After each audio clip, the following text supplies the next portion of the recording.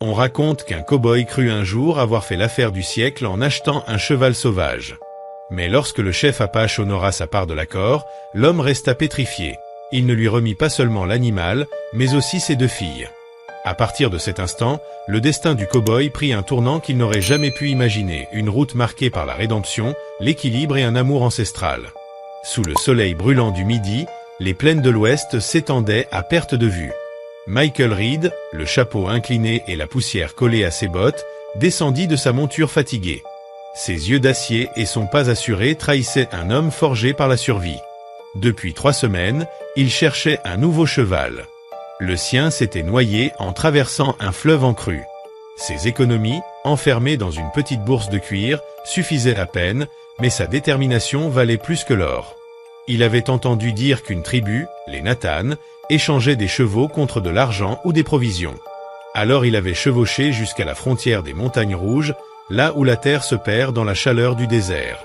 Lorsqu'il arriva au campement, des regards méfiants l'accueillirent. Les guerriers gardaient les entrées, et les femmes observaient depuis les tentes. Un vieil homme s'avança, la tête ornée de plumes blanches, un bâton gravé de symboles sacrés à la main. « Je m'appelle Michael Reed », dit le cow-boy avec respect. « Je cherche à acheter un cheval robuste. J'ai de l'argent et aussi des outils en métal, si cela vous intéresse. » Sa voix se voulait ferme mais mesurée, évitant toute arrogance. Le vieillard le dévisagea longuement, puis répondit d'un ton calme et solennel. « Je suis Nathan, chef de ce peuple. Nous ne vendons pas la force, étrangers, mais peut-être pouvons-nous échanger le but. Ici, nous ne commerçons pas avec des pièces, mais avec l'équilibre.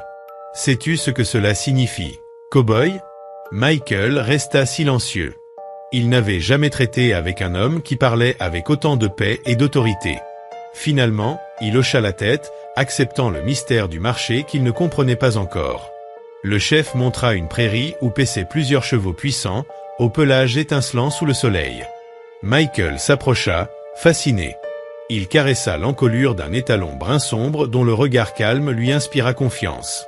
« Celui-ci, dit-il. Il me comprend, je le sens. » Nathan esquissa un léger sourire. « Alors il sera tien. Mais notre échange ne se limite pas aux pièces. Il doit être scellé par un lien. Es-tu prêt à respecter nos coutumes ?» Michael hésita, puis répondit. « Si c'est nécessaire pour que ce cheval m'appartienne, oui. » Le chef leva son bâton et murmura des paroles dans sa langue. Le vent sembla répondre à sa prière. Peu après, 2 jeunes femmes sortirent d'une tente. L'une avait les cheveux noirs tressés jusqu'à la taille, l'autre, un regard à la fois doux et intrépide. « Voici mes filles », annonça le chef. « Ediana et Kira. Selon nos traditions, celui qui reçoit un don d'une grande valeur doit aussi porter un lien de responsabilité. Elles t'accompagneront jusqu'à ton ranch. Pas comme servante, mais comme gardienne de l'équilibre. » Michael recula, abasourdi. « Je ne suis venu que pour le cheval, pas pour... » Le geste du chef l'interrompit. « La décision est prise. Le pacte est conclu. Le cheval et le lien vont ensemble. » Les 2 sœurs le fixèrent. Ediana baissa légèrement la tête, respectueuse. Kira, elle, croisa les bras, le jaugeant avec défi. Michael comprit qu'il ne pouvait plus faire marche arrière.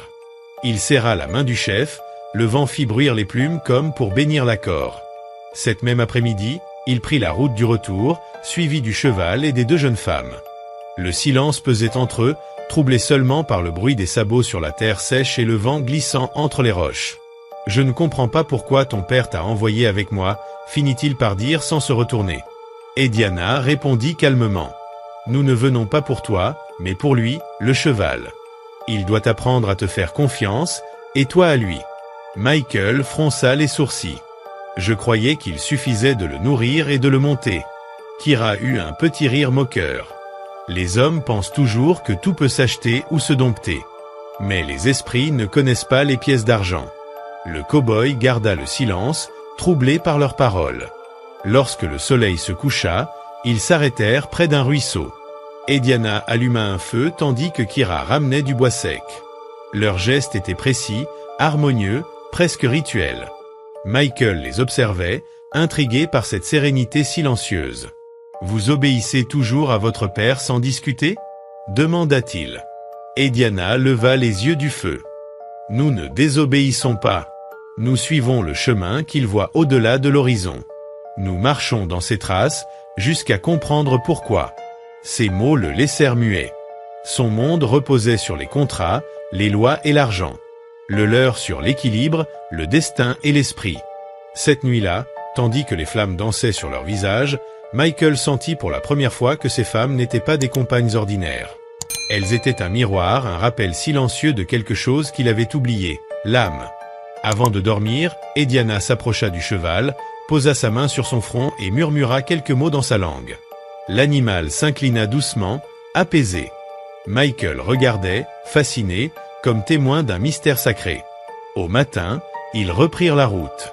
Le vent sentait la liberté, mais portait aussi un avertissement.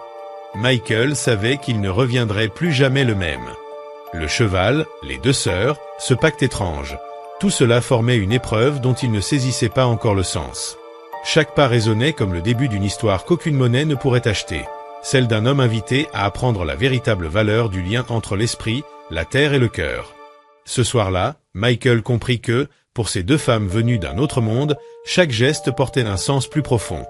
Autour du feu, le silence n'était rompu que par le chant des grillons et le crépitement des braises. Il les observait manger calmement, utilisant de larges feuilles comme des assiettes, partageant la nourriture avec un respect presque sacré. « Je n'attendais pas de compagnie sur mon ranch », finit-il par dire. Kira esquissa un sourire. « Nous ne sommes pas un fardeau, cow-boy. Nous veillons sur l'équilibre et sur toi aussi, même si tu ne le mérites pas encore. » Michael eut un léger rire. « Je ne savais pas que j'avais besoin d'être protégé. » Et Diana le regarda gravement. Tous ceux qui cherchent à dominer ont besoin de protection, même contre eux-mêmes, car le pouvoir sans compréhension détruit davantage que l'ignorance. Ces mots le laissèrent pensif. Le feu dessinait sur leur visage des ombres mouvantes, comme si le temps s'était arrêté autour d'eux. Trois âmes unies par un fil invisible. Plus tard, sous le toit du porche, Michael resta éveillé un long moment à contempler les étoiles. Le souffle régulier de son cheval l'apaisait, mais la pensée des deux sœurs ne cessait de le troubler. Il y avait en elle un mystère qu'il ne pouvait percer. À l'aube, ils reprirent les travaux du ranch. Michael leur montra comment tirer l'eau du puits et nourrir le bétail. Elles apprenaient vite, mais à leur manière. Leurs gestes, précis et silencieux, donnaient à chaque tâche l'allure d'un rituel. Kira répara une clôture avec une adresse inattendue, tandis qu'Ediana soignait le cheval en lui appliquant des herbes broyées sur les jambes. L'animal semblait plus calme, presque reconnaissant. « Qu'est-ce que tu lui as donné ?» demanda Michael. Elle sourit. « Rien. Je l'ai juste écouté. Les chevaux parlent, si l'on sait entendre. Le problème, c'est que les hommes n'écoutent que ce qu'ils veulent, pas ce qu'ils doivent. » Ces paroles éveillèrent en lui quelque chose de nouveau, un mélange de curiosité et de respect. Un peu plus tard, des marchands arrivèrent, proposant du sel, du grain et du whisky. L'un d'eux, moqueur, lança « Alors, Red, tu fais le commerce d'épouse maintenant ?» Michael se raidit, mais Kira s'avança, le regard flamboyant « Mon père est un chef et ma sœur une guérisseuse. Tes paroles salissent ton âme plus que notre honneur, homme sans racines. » Les marchands se turent, honteux. Michael acheta ses provisions et les congédia sans un mot de plus, fier d'elle. Le soir venu, il s'approcha du feu où les deux femmes chantaient dans leur langue. Leur voix s'enlaçait comme le vent dans les branches, et il sentit une paix qu'il n'avait pas connue depuis des années. « C'est magnifique » murmura-t-il. Kira répondit doucement, « Tu ne l'entends pas, tu le ressens. » Et Diana ajouta, « Ce n'est pas de la musique, c'est la mémoire. Nous chantons pour que l'âme n'oublie pas d'où elle vient. » Alors Michael comprit que ces femmes n'étaient pas un hasard dans sa vie, mais des messagères d'un équilibre qu'il avait perdu depuis longtemps. Les jours passaient, rythmés par les tâches du ranch. Michael, Kira et Ediana travaillaient côte à côte, dans une harmonie silencieuse. Le cheval, qu'il avait appelé Esprit, était devenu leur centre commun. Fort, rapide, obéissant, mais aussi sensible aux émotions humaines. Il se calmait sous la main d'Ediana et se cabrait quand Michael s'emportait. Un après-midi, alors qu'il l'entraînait, l'animal se dressa brusquement. Kira s'écria « Ne lutte pas contre lui. Respire avec lui. » Michael suivit son conseil, relâcha la tension, et le cheval s'apaisa aussitôt. Ce jour-là, il apprit que la véritable force résidait dans l'écoute, pas dans la domination. À partir de ce moment, il changea sa manière de travailler. Moins de force, plus d'intuition. Le ranch reprit vie sous un rythme nouveau. Une nuit, autour du feu, Kira raconta la légende du cheval de l'aube, esprit gardien reliant l'homme à la terre. Si le cavalier était digne, il verrait son vrai reflet. Michael demanda « Et s'il ne l'est pas ?» Et Diana répondit « Alors le cheval l'abandonne ou le conduit dans l'obscurité pour lui apprendre l'humilité. » Ces mots résonnèrent en lui comme un présage. Quelques jours plus tard, une tempête s'abattit sur le ranch. Le vent hurlait, les clôtures tremblaient. Tandis qu'il luttait pour sauver les animaux, Kira se mit à chanter sous la pluie, bras levés. Contre toute attente, le cheval se calma et le feu ne s'éteignit pas. Michael, trempé, la regardait, stupéfait. Quand la tempête cessa, Ediana lui remit un petit sac d'herbe, pour protéger ta maison, non pas du vent, mais de l'obscurité que tu ne connais pas encore. Il prit l'offrande sans poser de questions. Les semaines suivantes, Michael changea peu à peu. Il se levait avant l'aube, remerciait le vent et la terre, et écoutait plus qu'il ne parlait. Un matin, un messager arriva du village avec une lettre. Un certain Aubaine Cléant, riche propriétaire, réclamait ses terres sous prétexte d'une vieille dette. Michael sentit la colère monter. Cette dette, il s'en souvenait, était une ruse signée dans sa jeunesse. Mais il n'était plus cet homme. « Que vas-tu faire ?» demanda Kira. Il répondit calmement « Je vais me battre, mais cette fois avec la vérité, pas avec la violence. » Et Diana hocha la tête. « Alors le cheval sera avec toi, car celui qui agit avec justice ne chevauche jamais seul. » Ces mots le fortifièrent. Cette nuit-là, Michael sella esprit et partit vers Red Bluff. Le vent soufflait dans son dos, comme s'il le poussait. À son arrivée, il entra dans le bureau du juge où l'attendait Cléant, un sourire méprisant aux lèvres. « Alors, Red, tu oses venir ? Les terres me reviennent. » C'est écrit noir sur blanc. Michael posa sur la table une bourse de pièces. « Voici ce que je te dois. Le marché était injuste, mais je le règle avec honneur, pas avec or. » Le juge resta silencieux. Cléant éclata de rire. « L'honneur ? Ça ne vaut rien ici. » Michael répondit d'une voix ferme, « C'est tout ce qu'il me reste. Et c'est ce que tu n'auras jamais. Cette terre sera mienne avant le coucher du soleil. Tes croyances spirituelles et tes légendes ne signifient rien ici. » Michael resta calme. Son regard demeurait ferme, sans la moindre trace de peur. Peut-être. Mais la vérité n'a pas besoin de témoins pour exister, seulement du courage de celui qui la porte. Il posa sur la table les documents originaux du ranch, rédigés à la main par son père. Le juge les examina attentivement, son expression changea soudain. Les signatures anciennes concordaient avec les registres officiels. Caljean fronça les sourcils, quelque chose venait de fissurer son plan. L'air dans la pièce devint lourd, presque électrique. « On dirait que la dette a été annulée il y a plusieurs années », déclara le juge, stupéfait. « Le sceau du comté confirme la propriété du ranch au nom de ta famille. » Caljean frappa la table de rage. « Impossible. Ce sceau a été détruit depuis longtemps. » Michael inspira profondément. Sa voix, tranquille, coupa le silence. La justice peut tarder, mais elle ne disparaît jamais. Comme la terre, elle peut sommeiller, mais elle ne meurt pas. Le juge hocha la tête, reconnaissant dans ces mots une vérité plus puissante que tous les papiers. Fou de colère, Caljean dégaina son revolver et le pointa sur la poitrine du cow-boy. « Si la loi ne me la donne pas, je la prendrai par la force. » Michael ne bougea pas. Son calme désarma la scène, comme si la peur n'avait pas de place ici. Soudain, un bruit éclata dehors, le vent frappa les vitres et l'étalon esprit hennit violemment. Son ombre se projeta sur le mur, immense, presque surnaturel. Le juge recula, parcouru d'un frisson. Caljean abaissa lentement son arme, confus. Michael parla sans hausser le ton. « Tu ne combats pas contre moi, mais contre ceux qui protègent cette terre. L'équilibre ne se défend pas avec des armes, mais avec la vérité. » Tremblant, Caljean rengaina son arme et quitta la pièce sans un mot. Le juge signa un nouveau document, scellant la propriété du ranch au nom de Michael Red, confirmant officiellement ce que l'esprit avait déjà décidé. Le cow-boy remercia d'une poignée de main et remonta à cheval sous la lueur du matin naissant. Le trajet du retour fut long, mais son cœur léger. Le cheval avançait d'un pas assuré, comme s'il partageait la victoire silencieuse. Le vent soufflait doucement, et le désert semblait chanter. La justice, même tardive, finit toujours par revenir. Lorsqu'il atteignit le ranch, les deux sœurs l'attendaient près du feu. Kira fut la première à parler. « Nous savions que tu reviendrais. Les corbeaux ont volé vers l'ouest ce matin, c'est toujours le signe que l'équilibre est rétabli. » Et Diana sourit tendrement. Michael descendit de cheval, l'embrassa et s'approcha d'elle. « Vous aviez raison. L'équilibre est revenu, mais pas grâce à la loi.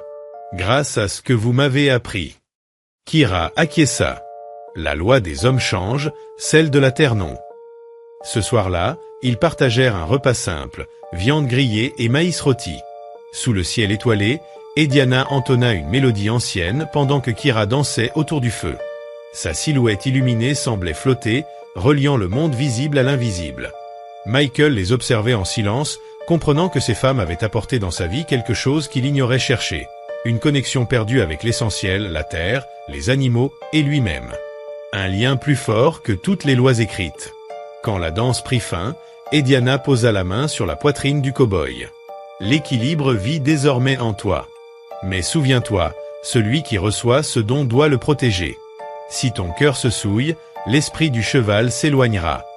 Michael acquiesça, humble. Kira ajouta doucement. Peu d'hommes méritent une seconde chance. Tu l'as gagné, non par richesse, mais par courage. Cela ne s'achète pas, cela se prouve chaque matin face à l'aube. Le temps passa. Les saisons changèrent et le ranch prospéra comme jamais. Les troupeaux grandissaient, la terre fleurissait, et les voyageurs racontaient qu'il existait un lieu béni où le vent semblait toujours souffler dans le bon sens. Mais la paix, parfois, attire la convoitise.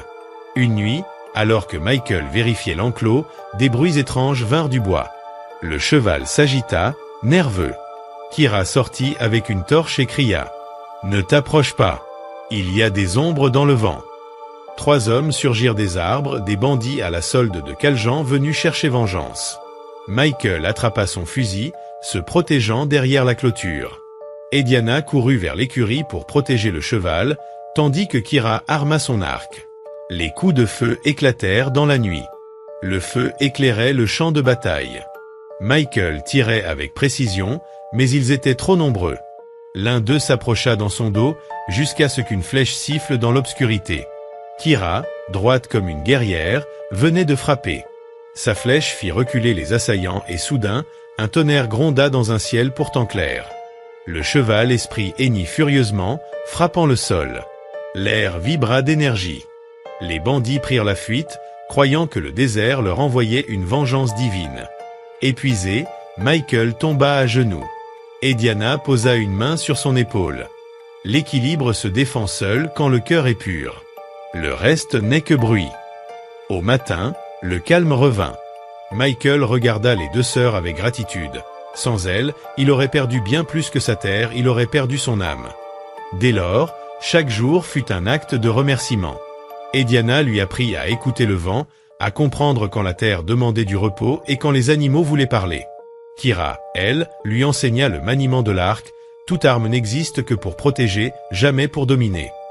Avec le temps, ils devinrent inséparables, partageant rire, travail et silence. Le ranch devint un refuge, pour les voyageurs égarés, les bêtes blessées et les âmes en quête de paix. Un lieu où vivait l'équilibre. Un soir, Michael monta jusqu'à la colline la plus haute. Le soleil se couchait dans des teintes d'or et de feu. À ses côtés, Diana et Kira semblaient appartenir à ce paysage depuis toujours. « Jamais je n'aurais imaginé que vous changeriez ma vie », dit-il, ému. Diana répondit. Le prix était juste. Tu n'as pas acheté un cheval, tu as appris à écouter l'invisible. Kira ajouta. Et cela vaut plus que toutes les richesses de l'Ouest. Le vent porta alors l'odeur de la terre et l'écho d'une promesse ancienne. Michael comprit que son histoire n'était pas celle d'un achat, mais d'un destin, une rédemption née de l'équilibre. Depuis ce jour, chaque matin, il retrouvait les talons. Le cheval le fixait avec une intelligence paisible, presque humaine. Ensemble, ils partageaient un langage silencieux, un pacte invisible fondé sur la vérité et la confiance. Kira et Ediana lui apprirent à lire les symboles gravés sur les pierres du vallon, d'antiques marques racontant l'histoire des gardiens de l'équilibre. Michael écoutait avec respect, comprenant que sa vie faisait désormais partie d'un récit plus vaste, reliant tous les êtres à la terre, à l'eau et à l'air. Une nuit, Ediana le conduisit sur une colline baignée de lune. Un cercle de pierres entourait un feu bleu qui respirait doucement. « Voici le feu des esprits », dit-elle. « Il ne brûle que pour ceux dont le cœur est pur. Tiens-toi devant lui. Ne parle pas, écoute. » Michael ferma les yeux. Le silence était si profond qu'il entendait battre la terre. Des murmures anciens l'enveloppèrent, chevaux libres, femmes chantant à la lune, hommes honorant la vérité. Quand il rouvrit les yeux, le feu brillait d'un or doux. Ediana sourit. « Le feu t'a reconnu. Désormais, ton destin est lié au nôtre, à celui du vent et de la terre. » Kira observait de loin, consciente que le cow-boy n'était plus seulement un invité, mais un gardien. À l'aube, le feu s'éteignit, laissant au centre du cercle une pierre en forme de cœur. Ediana la lui tendit. « Garde-la. Elle symbolise le lien entre l'homme et la terre. » Dès lors, Michael sentit le feu vivre en lui non comme une chaleur, mais comme une intuition qui le guidait vers la justice. Un jour, un officier de l'armée arriva à cheval, suivi de soldats. « Ainsi, c'est ici que tu te caches, Red. Le commandant veut cette terre pour ouvrir un passage vers les montagnes. Tu n'as pas ton mot à dire. » Michael se redressa. Cette terre n'appartient pas à ceux qui la blessent, mais à ceux qui la protègent. L'homme éclata de rire. Beau discours. Mais la loi, c'est moi. Les soldats encerclèrent le ranch. Kira prit son arc, et Ediana se plaça près du cheval. Le vent se leva, le ciel s'assombrit. Des éclairs jaillirent. Ediana murmura. La terre ne tolère pas l'injustice là où brûle le feu sacré. Les soldats hésitèrent. Le tonnerre éclata, un éclair frappa près du lieutenant qui tomba à terre. Effrayés, les hommes s'enfuirent. Ediana posa une main sur le front du lieutenant évanoui, murmurant une prière. Lorsqu'il rouvrit les yeux, son regard avait changé. Plus d'arrogance, seulement la peur et la compréhension. « Qu'est-ce que c'était » demanda-t-il, tremblant. Michael répondit calmement. « La voix de la terre. Celle que tes ordres ne comprendront jamais. » Le lieutenant monta à cheval et repartit, silencieux. Cette nuit-là, le feu bleu se ralluma seul. « L'équilibre t'a mis à l'épreuve, » dit Kira, « et tu l'as traversé sans violence. Désormais, le feu te reconnaît comme gardien véritable. » Michael leva les yeux vers le ciel étoilé. Il savait qu'il n'était plus seulement un cow-boy, ni un propriétaire, mais un symbole, un pont entre la loi des hommes et celle de la nature. Les mois passèrent. Le ranch du feu bleu devint un refuge pour ceux qui cherchaient justice ou paix. On disait que les animaux y guérissaient plus vite et que quiconque y entrait retrouvait l'espoir. Michael, Ediana et Kira accueillaient chacun avec bienveillance, partageant repas, récits et silence. Et sous ce ciel éternel du désert, l'équilibre continuait de vivre non dans les mots, mais dans les cœurs. Suivant les enseignements de ses deux protectrices, Ediana s'approcha de Michael un soir d'été alors qu'il contemplait l'horizon. « Bientôt viendra le moment où tu devras décider si le feu doit rester ici ou partir avec toi. L'équilibre se déplace et les gardiens ne sont pas éternels. Es-tu prêt ?» demanda-t-elle. Michael répondit calmement. « Si le feu doit partir, je l'accompagnerai. S'il doit rester, je le défendrai jusqu'à mon dernier souffle. » Depuis l'étable, Kira hocha la tête. « Alors tu sais enfin qui tu es, non pas un maître, mais le gardien du destin. » Cette nuit-là, le vent soufflait avec une douceur étrange, les étoiles brillaient plus près que d'habitude, et tous trois comprirent sans parler que le cycle approchait de son sommet. Le feu bleu s'alluma de nouveau au centre du cercle de pierre, projetant sur leur visage une lueur vivante. L'air vibrait d'une énergie ancienne, comme si le temps s'était arrêté pour les observer. Ediana leva les yeux vers le ciel et murmura un chant oublié qui fit battre le cœur de chacun au rythme des flammes. Le cheval esprit s'approcha lentement, son pelage argenté scintillant sous la lune. Il s'arrêta devant le feu et poussa un hennissement grave, presque humain, comme l'annonce d'un rite sacré. Kira plaça une jarre d'argile remplie d'eau du fleuve, de feuilles et de poussière du désert, symbole de vie, de mort et de renouveau. Ediana tendit la main vers Michael. « Voici la dernière étape, dit-elle doucement. Le feu t'a accepté, la terre t'a éprouvé, maintenant l'eau te purifiera. Ce que l'esprit t'a donné, tu dois le rendre pour que le cycle s'accomplisse. Michael s'agenouilla, et la prêtresse versa sur sa tête un peu d'eau mêlée de cendre, laissant une trace grise sur sa peau. Kira posa la main sur son épaule. Tu n'es plus un étranger. La terre connaît ton nom, le vent le répète et le feu respire avec toi. Désormais, tu appartiens aux deux mondes, celui des hommes et celui des esprits.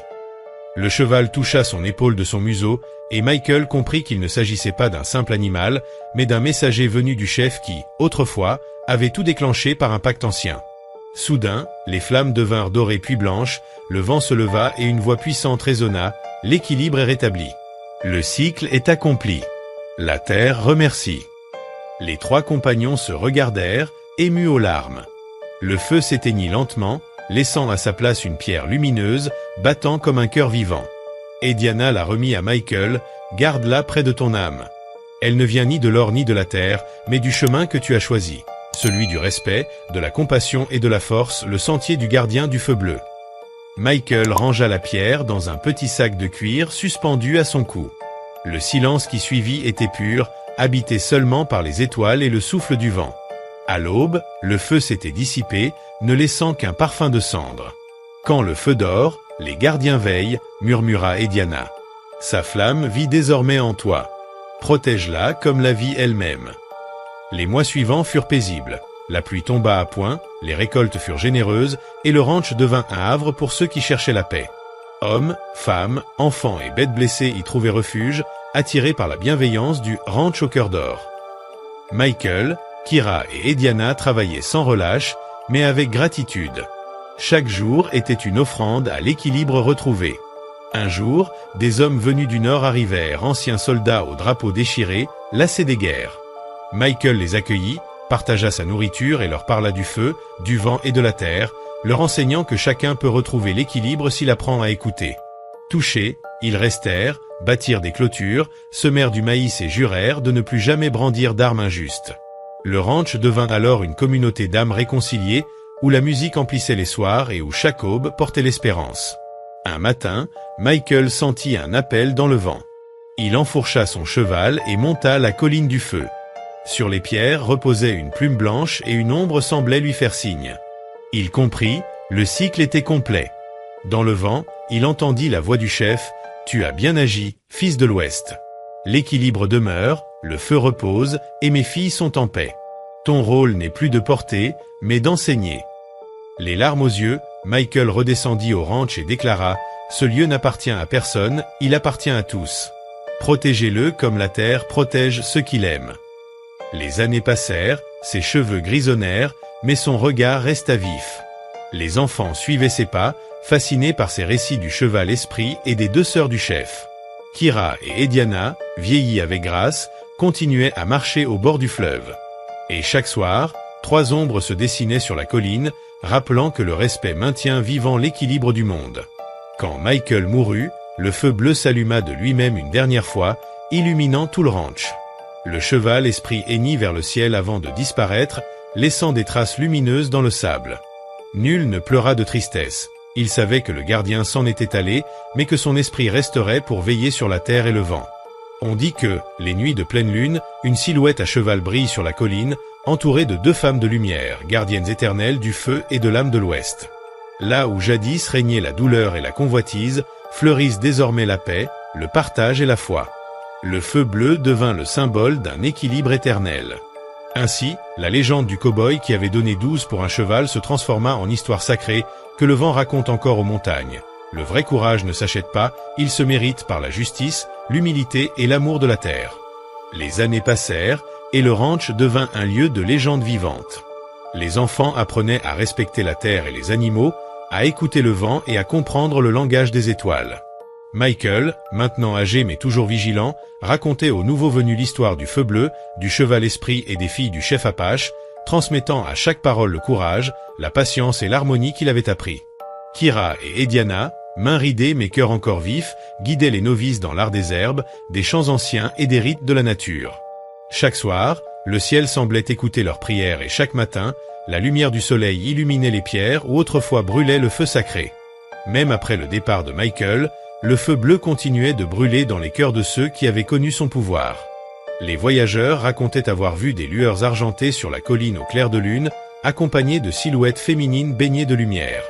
Les habitants comprirent que le cycle de protection et de sagesse ne s'éteindrait jamais, tant que le respect et l'équilibre guideraient leur vie. Le ranch n'était plus seulement un lieu physique. Il incarnait un idéal, un lien sacré entre la terre, les hommes et les esprits. Le vent emportait encore des histoires, des chants et des murmures, rappelant à tous que le vrai pouvoir n'était pas dans la possession, mais dans le soin, la fidélité et la transmission de la lumière. Ainsi, le feu bleu, symbole de l'équilibre éternel, continuait de veiller silencieusement sur le ranch, sur les rivières, les animaux et sur chaque âme qui choisissait de marcher dans le respect et l'harmonie.